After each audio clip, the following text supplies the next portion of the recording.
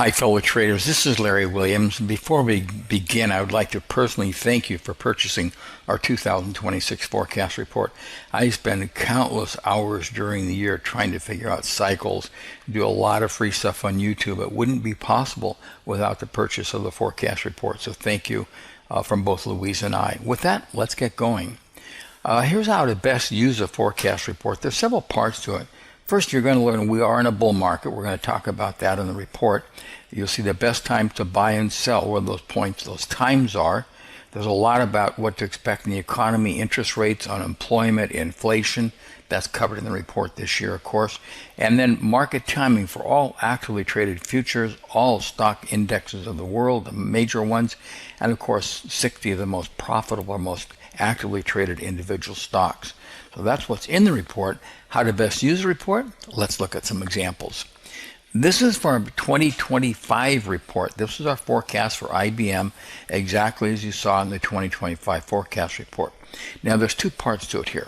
There's the gray line that turns blue, and there's the red line. What's the difference? The gray-blue line is a longer-term cyclical wave, not seasonal.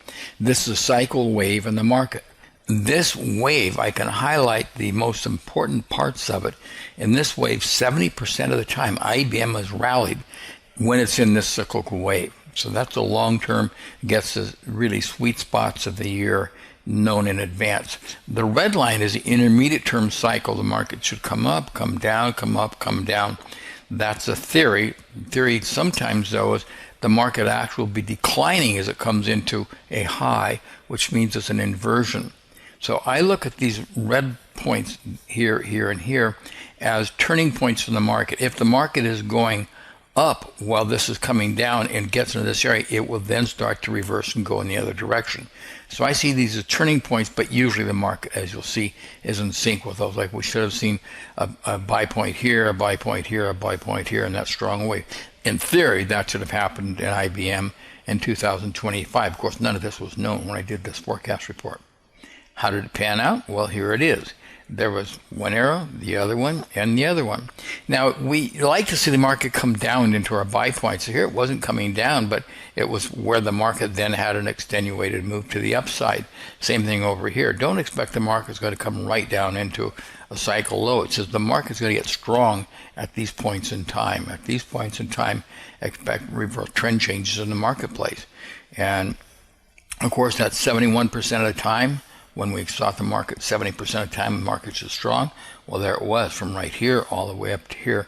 That wave cycle came true again in 2025.